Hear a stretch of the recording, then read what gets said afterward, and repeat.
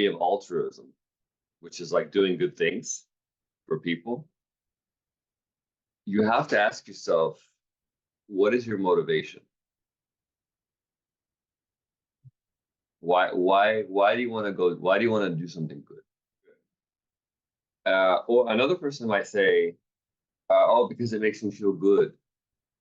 I like doing good things for people.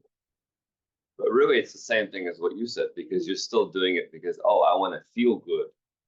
So then so no matter how you dice it up, it always comes back to selfishness. You can't get away from it. It's always about you. And from this Eastern philosophy, you know what they say? They say embrace it. You can't do anything about it. You are fundamentally selfish, and there's nothing you can do about it. Just get used to it. Stop judging yourself about it. You're better off accepting that you're selfish than trying to delude yourself that you're actually doing it for somebody else. That you're doing soup kitchen stuff and you're passing out soup thinking, oh, I'm the best soup kitchen guy out there. And then again, you're just serving your ego because you're just polishing off how you're the best.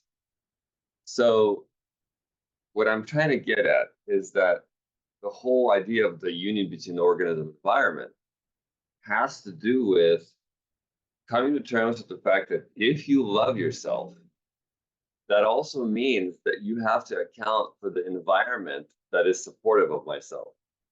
So if I love myself, I also have to be aware of everything that is composed of keeping me alive, which is the air. Like right now, I'm sitting here.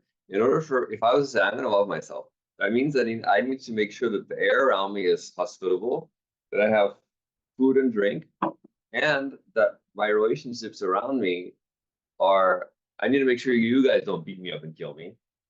So I need to like make sure I'm treating you well. So in order to love myself, I have to love and nurture my immediate environment around me, because without it, I can't exist. Right? So in order to love myself, I have to love everything that is composing of my relationship to my environment.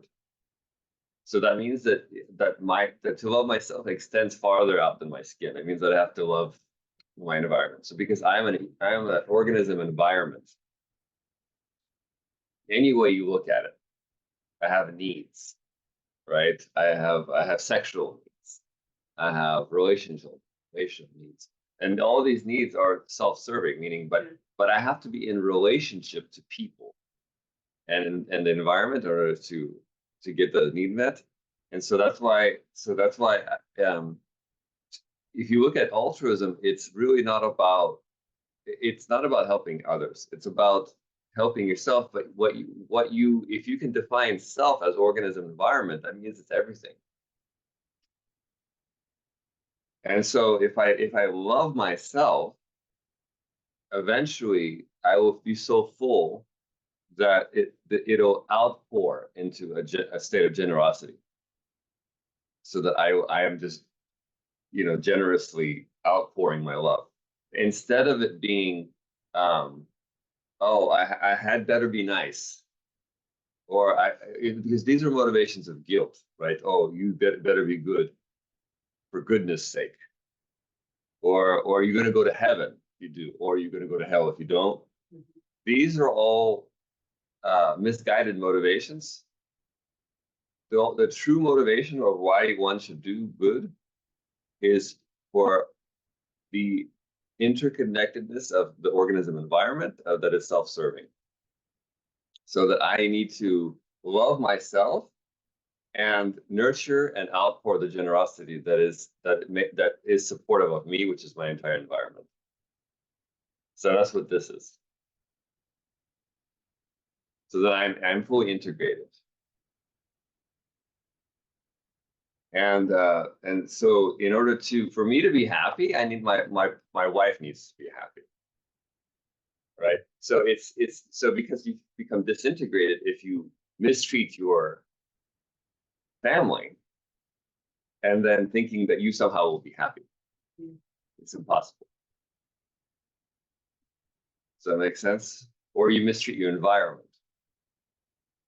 You know, if you throw chemicals in the creek and then you have to drink that water, it's self-defeating, right? Because then you're going to be the one that's going to be drinking that, right? So you don't do environmentalism because you care for the environment. You do it because you care for yourself, because you are the environment. You're embedded in it. And so the idea is you want to accept your selfishness.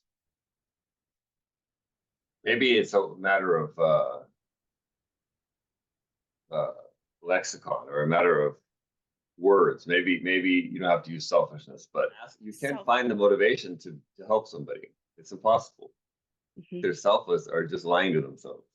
It usually is some sneaky motivation that people are not in touch with. You really, if you are really sincere about why do you want to do good things, you will come to find that it is fundamentally self-serving.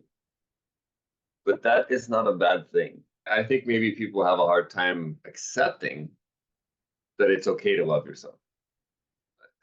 Like it, at face value, it seems a little bit like it's the dark arts because we're saying, hey, there's no good or bad. There's no positive and negative because these are all just concepts. They're not real.